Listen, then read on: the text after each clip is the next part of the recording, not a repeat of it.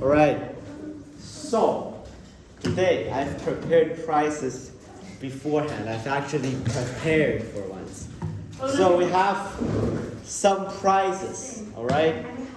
First, we have this mystery candy. Alright, that's been in my fridge for over 3 years. It still smells nice. Here, you wanna have a whiff?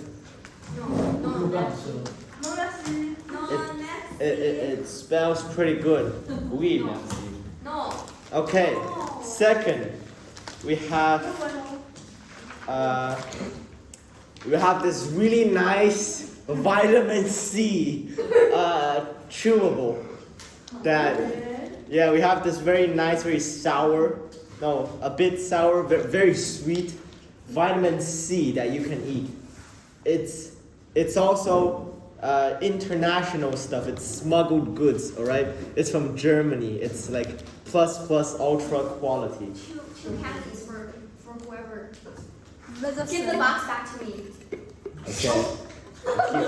Mine now. No. Okay? This is supposed to be a prize. Don't This take first it. one, all right? And then I have, A box. and then I'm sorry. And then It's so big. I have another vitamin C chewable. It's real delicious, real good. You can at least grow 3 centimeters once you eat this. Right? This comes from my master, who was also in Germany. He I don't know, witchcraft and stuff. But yo, bro, and for the third prize. We have a bag of nuts. Right? It's 25 grams. Oh, no, wait. No. It is 25 grams. It's very good. Was that here? We're all donating. I'm keeping We're this. all donating. You don't bring food to my class. No, give that food back to me. Take it. All right. Geography. For other people. All right? Okay, good. So now you know the prizes. Oh, this? Yes. I'm keeping this. No. Stop pointing. No. All right. No. Yes. The one that you eat one bag of vitamin C chewable per day. No. I'm too weak for it. But I know that the new generation, you guys are very powerful. You guys can handle the power. I have a question. What was your master in Germany's name? I will see his wisdom. Master Uwe. What Now, is his email address? I'm not gonna tell you. Alright, okay. Now for this class, sixth class.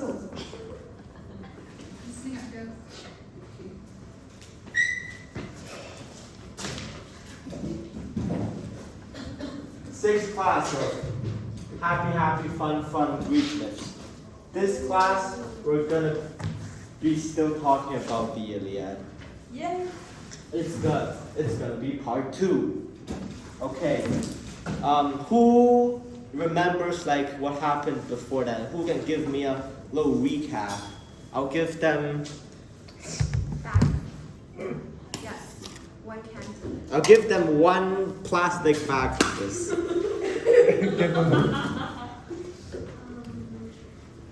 Paris. Yeah, let's just say what happened before book 1, like the backstory. They have a golden apple, and they chose Paris to be the judge of Aphrodite, Hera, and Of a beauty contest. Artemis, and then he gave it to I forgot her name. Aphrodite. Yeah, he gave it to Miss Love Goddess. She promised to give him the prettiest lady in the world. Yes. And then, so he went to find her, and then she was already married, and then he brought her back to Troy, and then His husband was war. Okay, you get one candy. I'll remember that. I'll give it at the end of the class. Okay. What happened during the war, Chuck? I thought Chuck raised your hand. Is that a question? Oh no. Okay. Fine. Okay. Give me what happened in book 1. So Greeks are winning every fight because of Achilles. Greeks surround Troy and they attack. They found 2 pretty ladies, Chrissy and Prissy. Oh, okay. Greeks go in and saved Chrissy because they had to return her. So they take Prissy from Achilles instead. Achilles is angry and cries to his mom, refuses to fight, makes Okay, his brother stop. make the Greeks lose. Stop. Okay, that's book 1. Remember that. I'm gonna give you. I don't know what I'm gonna. Turkish delight. All right. Turkish delight. That's the Yeah, whatever it's thing true. it's called. What happened in book 2? Like what happened after Achilles was very sad and angry and ashamed. His mom like give him a food that they could win at the next fight and they were like fighting. Well, you got that half correct. His mom went to Zeus and told Zeus to give the general, like who was the guy who stole Prissy from Achilles. Like Zeus gave that guy a dream that they would win. And then that guy became really, really pumped, really hyped up. So he's gathering his soldiers for war. Okay. Remember that. Okay, I'm gonna give you that mystery candy. That's been in your fridge for 3 years. Maybe even more than that. Alright, the Iliad. Now, part 2. You got that all pretty correct. This is, wait, what?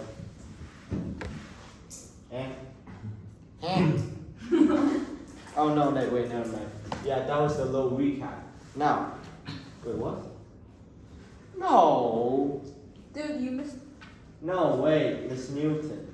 Is that the wrong It's one? the wrong one. This is the one Wait, you sent me today. let me send you again. Wait.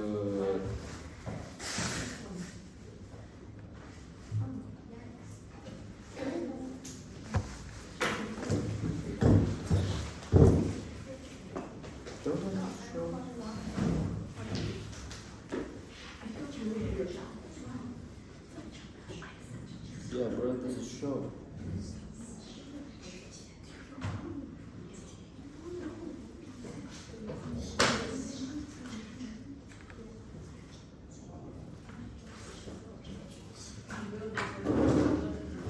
Oh wait, no, never mind. This is the right one. So it's the Iliad part 2. This is the right one. Okay. 3 on the Okay, yes. battlefield. Yes. Okay, never mind. Alright. Okay, basically, there's the little recap. You got that all right. Now, book 3. So, it is a proposal for a one-on-one. Okay, what happened before that? Oh, wait. Brain. Before that is that basically the Greeks are tired, the Trojans are tired, and they want to settle the war once and for all, right? So 2 armies gather their men, blah blah blah, go together. They're gonna fight. They're gonna take a brawl, and then but they're all tired. So Hector. Paris, like seeing the huge Greek army, Paris is scared. He's like, oh, bro, I don't want to die. I'm an archer, not a sword fighting boy. So why am I in the front lines? So Paris is scared, but Hector disapproves. So Hector says, "You start this, little wimp. We're gonna follow through." And our dear old Paris, he doesn't like to be scolded. Like he doesn't want others to like prove that they're superior to him. Like he's the kind of brother that would he's the bad bro basically. Now his big ego doesn't like it, so he wants a one-on-one. Yes, he wants a one-on-one private match because he's a hothead, right? And the Greeks and Trojans take this opportunity and then they set on a truce. Basically, if the Greek wins, they take Helen, right? Because, well, they came here for her. And if the Trojans win, the Greeks would retreat. Now, our boy Menelaus gladly steps forward. Okay, the two sides, two sides swear an oath to like not interfere until the victor is decided, right? So they cut some palms, they shed some blood, and then they drink some wine. And they're, oh, this is a truce. This is a holy truce, the unbroken truce. Now that's the epic 101. Now the two tributes come out. This is Paris. This is Menelaus.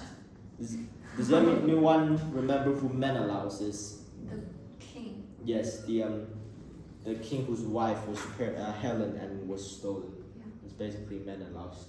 Now the fight. Now I'm going to narrate the fight scene. Basically, Paris throws his javelin. It hits Menelaus' shield. Paris stabs. Menelaus blocks. Stabs back. Paris and goes in for a plunge. Menelaus sidesteps and kicks, knocks off Paris' sword. Oh my god, Paris grabs dirt and threw it at Menelaus. Menelaus is blinded. Oh no, it is put into a chokehold by Paris. Chokeholds are illegal. What will happen next? Really intense, really exciting battle. But sadly, no, that's not what really happened. Battle didn't go that way. It's more like it's basically more like Paris chucks his spear. It's like Paris throws, he misses. Menelaus throws, it hits. Basically, Menelaus grabs Paris and throws him down, and then Paris falls over. The end. Ah. Yes, the end. That's basically it. It's an incredibly one-sided fight. Paris didn't stand a chance. Also, this fall sort of looks like the fallen Family Guy. On battlefield, basically, as Menelaus was about to like end Paris, Aphrodite comes out of nowhere Aphrodite She did. comes out of nowhere, grabs Paris, and then runs away. Aphrodite, and then basically she cheats, and Helen, which at that time was in love with Paris. What? How is she? Yes, she was seduced by Paris, and she said, "Ah, I don't love my husband anymore. I love another man." Cheating. Yeah, she's cheating. Yeah, but then she witnesses this. Paris's like weak, feeble little body, and then she sees this, and then thinks that Paris is a good-for-nothing coward. Alright. Next one. Meanwhile, in Olympus, Zeus is trying to think of a way for Helen to be returned without destroying Troy. So he's actually being a responsible god now. Okay, Zeus is doing that. Hela. Basically, Hela argues with Zeus, but Zeus argues back with the power of sexism. So he says, at that time, I think it's domestic, like supremacy, like that male supremacy, because it's still sexist. So Zeus argues back that he's more powerful, he's a man, he can easily beat her up. He argues back, but in the end he loses. To Hera? Yeah, to Hera. Like, How are you gonna be oppressing another person and still losing? well, basically Hera is a good talker, I guess. Basically, that's what happens. Hela eventually wins, so they make a compromise. It's like, all right, the war will go on. Maybe Troy won't fall. Maybe Hela will be returned, but Troy would definitely be the one to break the truce. You know, like the truce before, like when they shook hands and said they're not gonna fight each other. Before like the victor of the 1v1 is decided. So that's still happening, even when Paris is whisked away. Right. In Greek worldview, like perspective, to win is like in a duel. You know, you either kill someone or someone yields, right? Or someone says, I give up, you're too strong, I lose. But Paris did neither, because he's such a coward. Yeah, so the 1v1 is still technically there. Okay. Basically, Athena does some brainwashing, right? Athena goes to a tribe, right? Finds a Trojan. Let's call him Pan. All right? Pan, and makes him take a big shot at Menelaus. He's like, hello, slingshot. Takes a little dirt ball, and shoots at Menelaus. It doesn't even reach him. It just like, but that is enough to break the truce. Right? The two sides war again. The truce is broken, and Agamemnon pumps his warriors full of like dopamine and stuff, and they prepare for war. Basically, that's book 4. The war. Book 5. It's Diomedes' time to shine. Who remembers Diomedes? He is Diomedes. Okay. Diomedes is the one who stabbed Athena's little bro. Yeah. That's Stop Diomedes. Yes. Now, Diomedes becomes Athena's avatar. Now, if you've read like popular like culture, mythology, I don't know, like Rick Riordan's, like I don't know, the Egyptian series, Percy Jackson. You all know that gods can possess people and then use their forms to fight. Now, Diomedes is possessed by Athena, right? And then he goes full Donkey Kong on the opponents. Like basically, because Diomedes is technically a god now, he can kill however much he wanted. So he starts killing people. Right? Our brainwashed guy, Pan, he takes another piggy shot at him, and it actually lands. It's like lands. And then Diomedes is wounded. He's gonna die. No, he's not gonna die. Diomedes is wounded. He Wait. turns all babyish. Yeah. Athena brainwashes someone, and He's still brainwashed. the brainwashed person hurts the person she's using. Yes. That's so messed up. She hurt herself. Yeah. Ish. Yes. It's Greek mythology. Well, I don't know. I think Athena just forgot about him and stuff. So it actually wounds Diomedes. And Diomedes becomes Achilles and becomes a little baby and says, I want to kill him. I want to kill him all. I want to destroy this world. I want to become I don't know, Alex from Madagascar. I don't know. He says that, and he says, I want to kill people. I want to kill gods. And Athena says, you want to kill gods?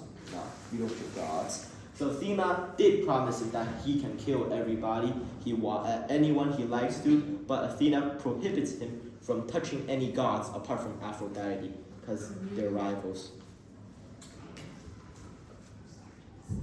Basically, what happened was, back in Troy, brainwashed boy wakes up. Like, he comes out of his trance again. He is disgusted that he broke the truce. And then, so he goes to Diomedes, right, with his pail, Aeneas, right, Aeneas, which was the guy who came to the wrong film crew that later wrote his book. He went with that guy to Diomedes and then challenged him. He challenged him again. I'm sorry, what is this? Basically, he died. Aeneas is gonna get killed too, right? Because his Pan died and he's next, so Diomedes is gonna stab him. But then, guess what happened? Aphrodite comes on. Again. No, comes on again. She picks up Aeneas and it's gonna run away until she is stabbed. She can Yes. stab. Until Aphrodite is stabbed by Diomedes, and then she basically temporarily dies. Now, book 5. Some weird fights happen, right? On the other side of battlefield, it's like in the movie, you know, you have this side fight, and after that it zooms across the other side. On the other side, there's 2 weird fights going on. Basically, 2 generals are fighting. Let's say that the Greek general is called Bob. There's Bob. The Trojan general is going to be called Jeff. There's Jeff. Now, Bob is boasting to Jeff that, you know, like before battle, they're gonna say, "Ha, I'm so much better than you. You suck. I can finish you off in 1 hit." You know how they would taunt each other before battle. Well, Bob is taunting Jeff by saying that, "Oh, my papa is Hercules. I'm the son of Hercules. I'm gonna beat you." But then Bob, here comes the weird Jeff. But here comes the weird part, right? Jeff's dad is Zeus. What? Yes. So the weird part is that if Bob's father is Hercules, you know, wait, I need a marker.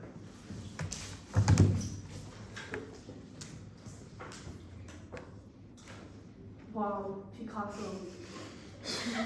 If Bob's dad Is Hercules.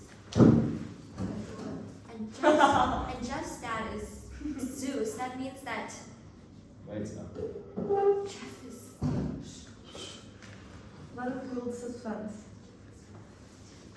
and if Bob's dad is Hercules, and Hercules' dad is Zeus, all right? And Zeus and Jeff's dad is Zeus. Then technically, Jeff is Bob's dad or uncle. Yes, this is the really weird part. But they're both the same age. You know, I think one's like. Just let's think of one as 36. He's 36. He's 34. You know, they're the same age. Because their dad is making babies, right? But his dad's son is also making babies. So it's like this weird, like logical but absolutely weird relationship. You know, it's like. I can't say any examples. It's as if your grandpa had another family, and then the son of that family is older than you. I don't know. The son of that family, you gotta call that son of the other family uncle, but you're technically the exact same age. So Jeff is the Greek general. Bob is the Trojan. No, Jeff is the Trojan general. Oh, other way around. Okay, they start boasting. Alright, so it's very, very weird. Long story short, Jeff ends Bob. But he is wounded, right? He is hurt. So he killed his Nephew. Sure, he killed his nephew. Right? He killed his nephew, he killed someone blood related to him. He ended his family, Jeff. But he is wounded too, so he wants Hector to help him. But Hector doesn't care because he is now possessed by Ares. You know, the possession thing, the weird possession thing. He's possessed by Ares because Ares' girlfriend is Aphrodite, and Aphrodite was just stabbed. Right? So Ares started to interfere. Right? He's a big killing machine now. Someone else, don't worry about Jeff. Someone else saves Jeff. Okay. Now, this is the juicy part of the book now.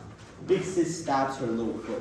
Now, the gods started interfering. You know, basically, on one side we have an Ares-possessed Hector right there. And then on the other side, we have Athena possessed Diomedes, and they're charging at each other. And Athena's just laughing in the background. Now, they fight, right? He stabs Hector, which basically stabs Ares. And Ares was stabbed, right? He wounded, so he also dies, and he goes to heaven, which is basically Olympus. So basically, Ares becomes a crybaby and asks his dad to your favorite child is going out of control. You gotta stop him and maybe nuke her or something. And Zeus said, yeah, that's a good idea. But I don't want to nuke my children if I can. So what does he do? He recalls all the gods from the war. Basically, the gods fighting were Ares, Apollo, Athena, Hera, and Poseidon, who's meddling in low ways. He recalls them all.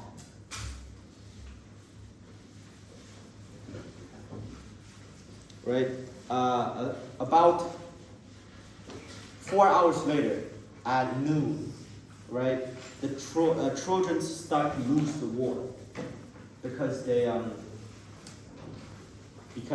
no gods helping them anymore. Because now the majority of gods are helping Troy. Now the Trojans start to lose the war. Hector sees this and thought that it's Athena's fault. So he goes back into Troy to ask Athena to calm down and make some offering to Athena, maybe kill a person or two, sacrifice a sheep or two, and drink some wine to honor Athena to calm her down. So he goes away, and then he was substituted by another general, Glaucus. We're gonna call him Glue, right? Glue, he's a very reasonable man. He's a very honorable man, right? This general, he comes up and substitute for Hector. He meets a sad Diomedes, because Diomedes just found out that he stabbed Ares. He stabbed the god of war. Now we're gonna lose, because the Greeks believe, before, in movies and popular culture before war, the Greeks would pray to Ares for the best of luck in war. There's a popular saying, it's may the luck of war be with you. So I don't know if that's relevant, extremely relevant to realistic things, but I think it probably is, right? So he's sad because he thought that he's gonna lose, and he sees Glaucus walking out of Dr. Livesey and full on he does not walk to him, all right? He is sad and he doesn't want to fight. So they talk to each other, right? This is a really interesting part in the Iliad, because now Diomedes comes up and asks Glue if he was a god. And Glue has this really nice belief. He said, if all humans live so short compared to the infinity of time and space, then why should our ancestry matter?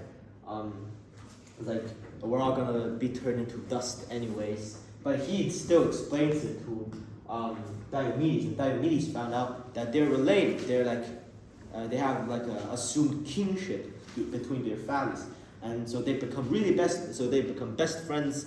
They exchange their Yeezys and Nike shoes and stuff. Are they in the same country? Oh, or not? Yeezys.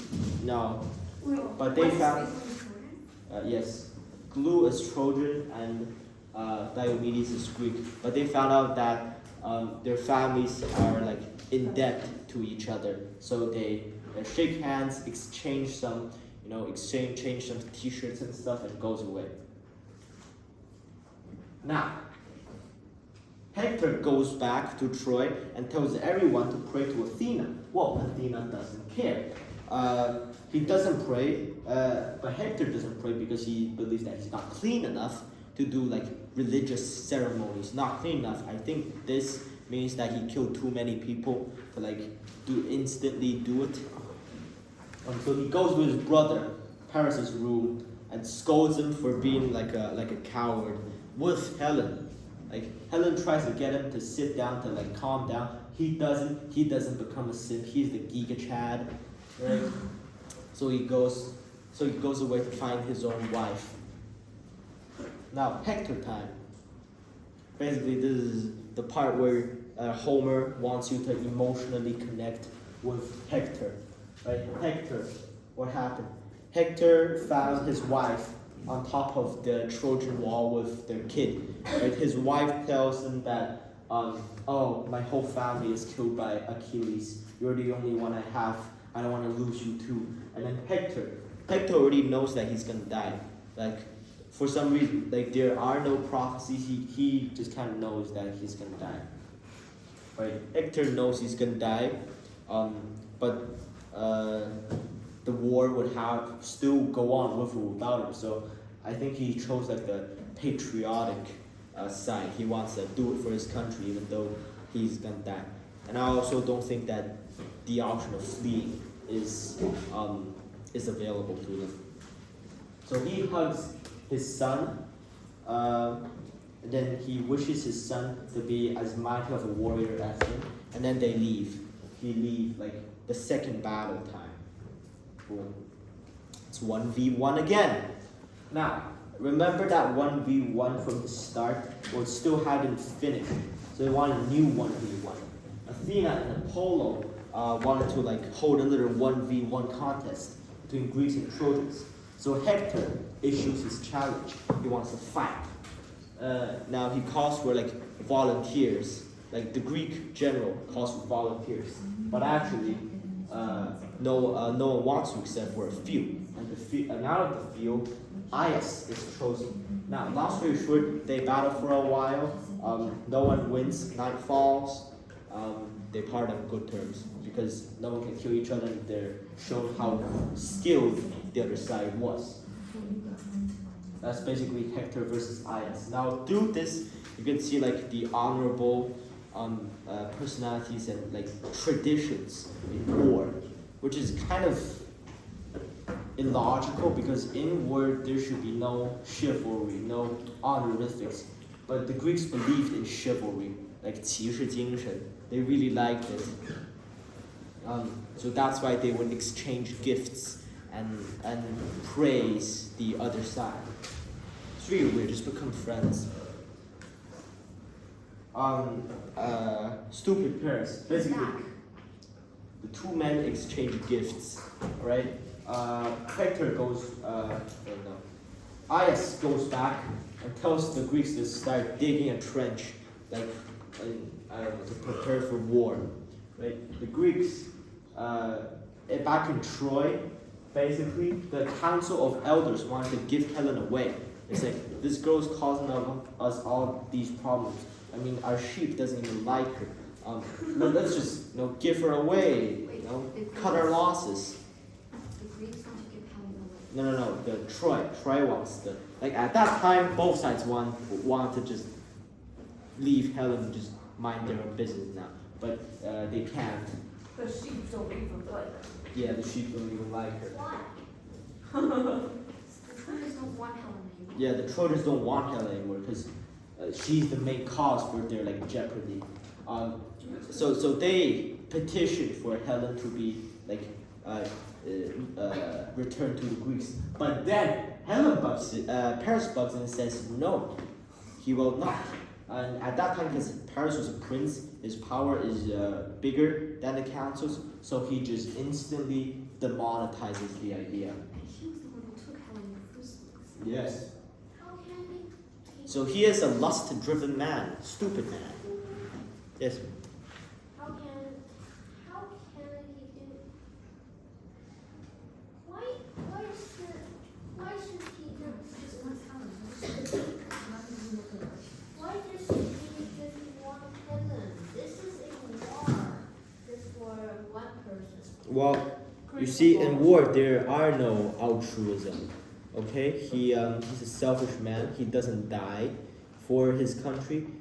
He only believes in true love and fairies and rainbows and ponies. You know, that's Paris. He is a foolish idiot man that is driven by his lust. Okay. I mean, if you were given like your best gift of all, and then would you give it away? I thought the Trojans said they could let him keep Helen. No. Yeah, but the Trojans are saying that let's just return Helen. But Paris doesn't want Helen to be returned. Oh my god, why can't they have like this divorce period thing? Like spend a month with like the Trojans, spend a month with the Greeks, just pass around. That's an idea. Well, here's an even better idea, because to pass Greek to Troy in the Iliad, you will at least need to travel by sea for more than 8 months. So, you know, it's not really efficient. Literally how? That's a good idea! However, taxidermy wasn't invented at that time, so you can't really make her into a puppet. Now, okay, Zeus wants people to touch fish. Zeus summons all the gods, tells them to not intervene, predicts that the Greeks will lose, goes to his retirement home. That's okay. Book 9, in the mortal realm, Greeks and Trojans clash. Hector, like, this is the third battle of the book now. No, yeah, this is the third battle of the book now. Hector wounds Diomedes, his friend, and Hector then starts chasing Diomedes. Hera sees this and is really angry, so he tells Poseidon to interfere, but her favorite waterman declines, said, no, I'm not going to build another wall for Zeus anymore. So he declines. Poseidon. Now, Hera decides to intervene herself, right? So she tells the Greeks to pray to Zeus, right? And Zeus would never not respond to like being praised. So he sends an eagle, sends an eagle to them, which raises morale. You know, instantly the Greeks become sharpshooters that can like snipe people 2,000 kilometers away, like pew pew, right? And that is until their favorite sharpshooter is beaten down by Hector with a rock. Like, I don't know what happened, man. Like, Hector, maybe he just took a rock from the ground and started bashing that guy. No, but their favorite sharpshooter got bashed, and now they're losing again. Hera sees this and is very angry. So she and Athena decides to go to war, right, to help them. But Zeus sees this and threatens to bomb them, right? But Hera and Athena doesn't want to be nuked, so they return. That's what it's okay.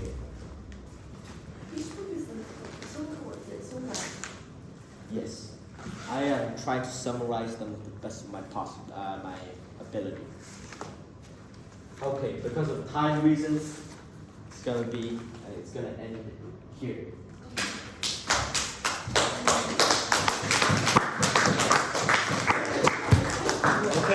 Okay, I left 5 minutes for these gifts. Now, kid, you get the mystery candy. Oh yeah, you get a fromage. That's cheese. Here, take it yourself. Take it yourself. More candy I brought. All right. Have one. Have a vitamin C plus.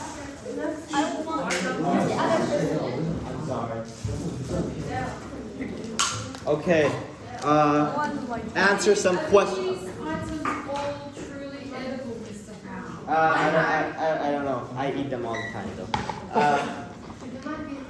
It might be like the Indian accidents, like where I go into the wasabi river and I good, and then you go into the wasabi river and you die.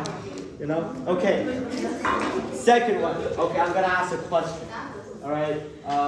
Who was Diomedes? He's not the Aries. Yes. Is that very good? Hey, Take vitamin C. Who is Aias? Aias. The one who's fine with Edgar. No. That's too hard. Yes, yes, that's very good. Here, take this. Okay, who was this guy? Bob. Arrow. Bob. Jeff. No, Hercules. Hercules is his son. Zeus's grandson. Yes, what's his name? Jordan. Oh, yes, Bob. Oh. No, Greek general. You know what? No. I'm gonna put this right here. First come, first serve. We're gonna have a roll. We got one roll. Okay. Do I have more? I have one more. Give that. No. Close it. No. Give that. I need to make it ceremonial. Okay? Who did I promise a thing? Yeah. You already gave. I thought Yeah, you already I gave her the vitamin C plus. Oh, okay, you can exchange this. Here.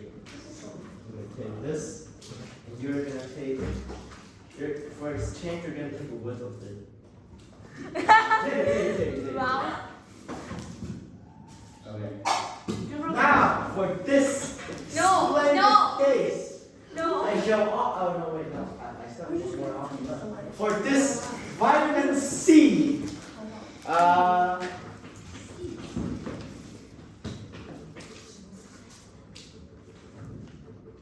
you know what is Jeff and Bob's relationship? Uncle. Nephew. Who? Uncle nephew. Uncle, nephew. Who is the uncle? The uncle was Jeff. that Yeah, Jeff. Jeff. Bob was his nephew. Yes. Bob was the nephew? Yes. Okay. I thought I saw you answer. You answered? Okay. Point for her. I wonder how long ago you. Take the Alright. Last one. We have this beautiful box for auction. No? I can't. It's mine now. Okay, fine. I don't care. It's a box. Come on now.